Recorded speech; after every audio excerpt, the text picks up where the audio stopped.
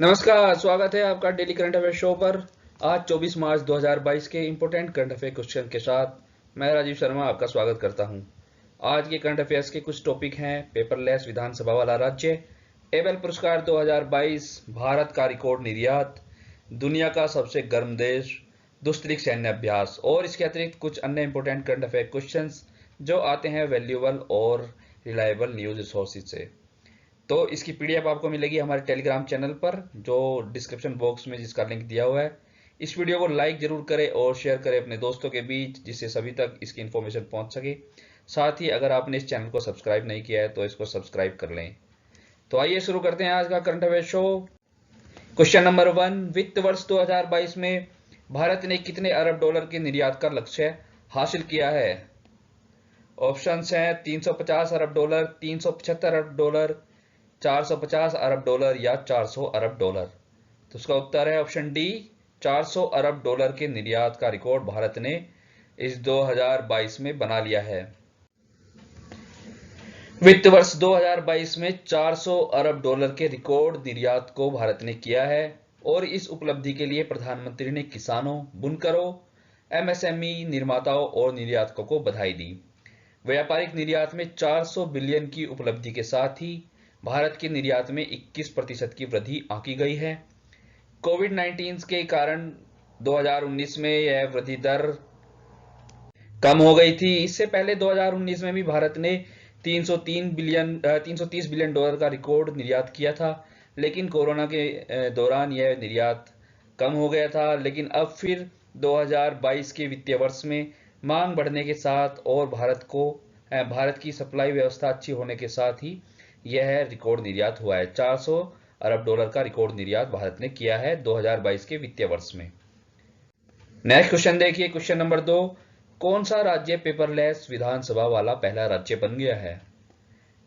Option देख लीजिए, मणिपुर, नागालैंड, त्रिपुरा या पश्चिमी बंगाल। तो इसका सही आंसर है नागालैंड। नागालैंड ऐसा राज्य बन गया है जिसने अपने यहाँ पर पूरी तरह से पेपरलेस विधानसभा सिस्टम स्थापित कर लिया है।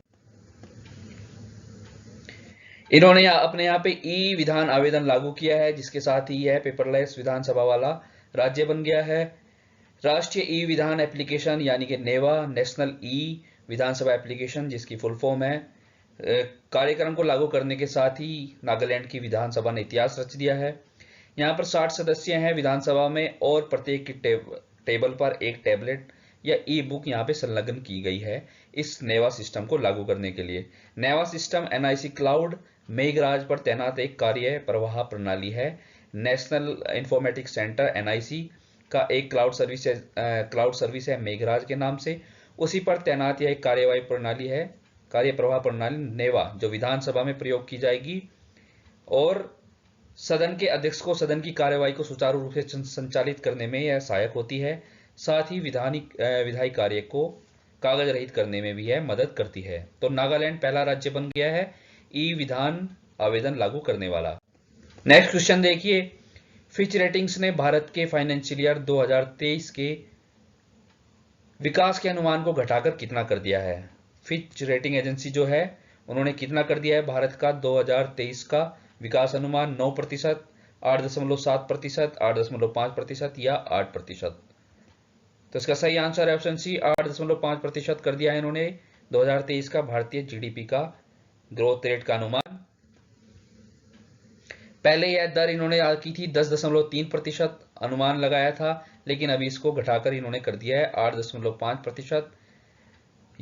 रूस यूक्रेन जो युद्ध चल रहा है उसी के कारण ही सारी एजेंसियों ने भारत की ग्रोथ रेट की जो एस्टिमेट था वो कम कर दिया है। इससे पहले मूडीज की रिपोर्ट भी आई थी, मूडीज का एस्टिमेट भी आया था, अभी आ गया फिच रेटिंग्स का।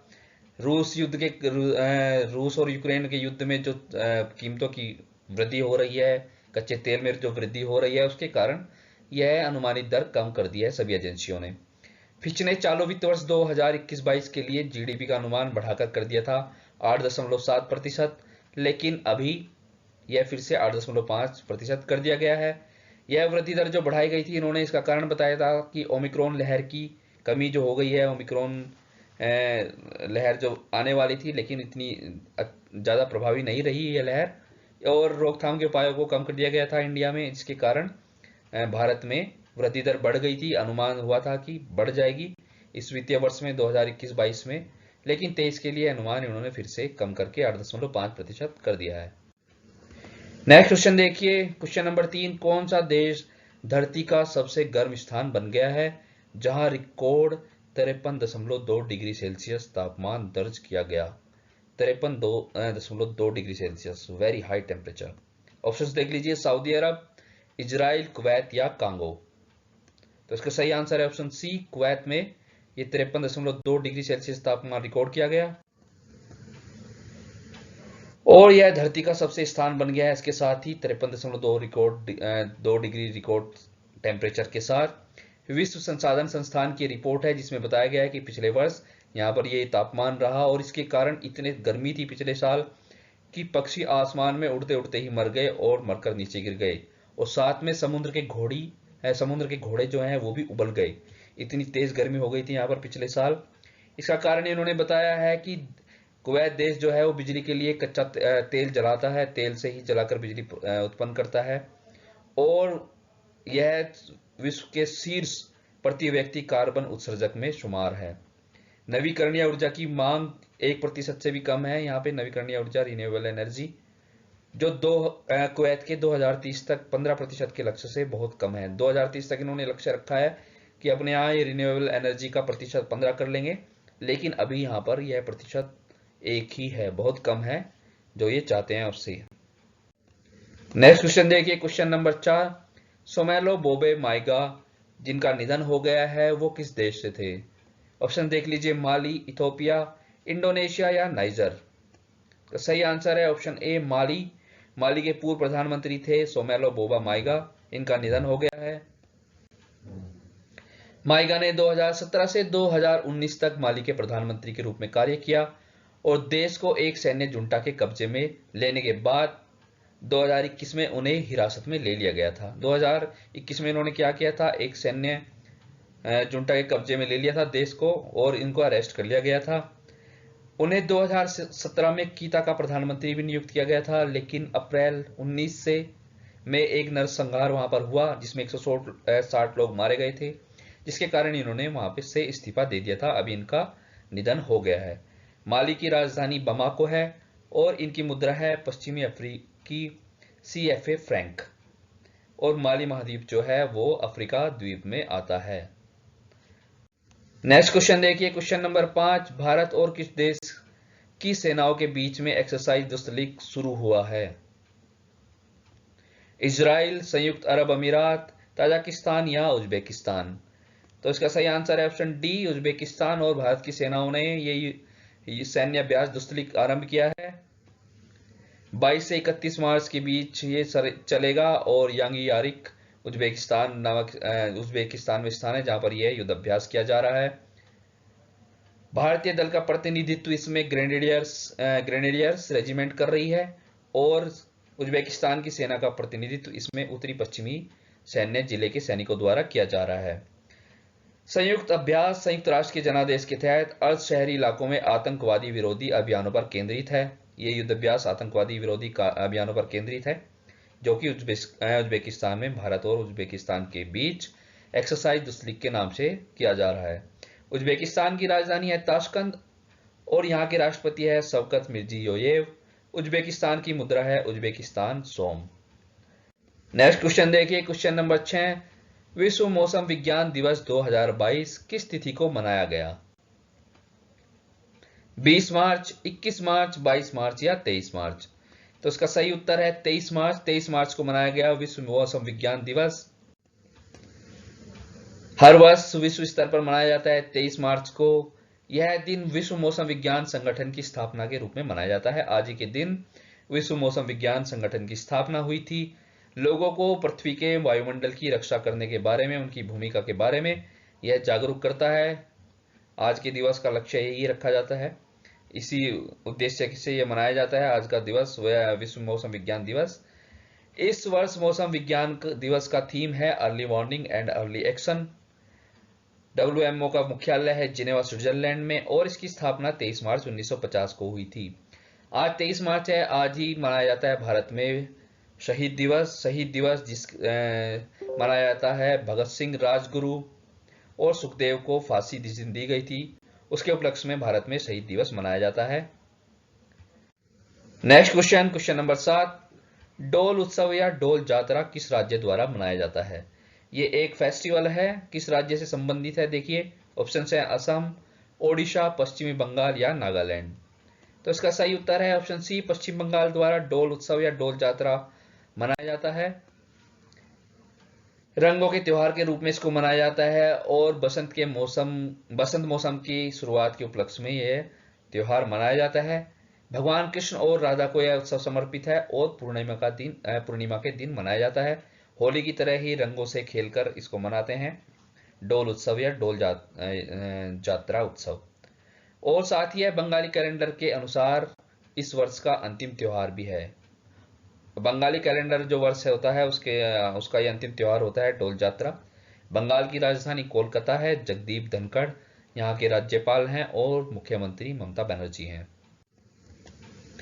Question number 8, global house price index quarter 4 2021 में भारत कौन से स्थान पर है?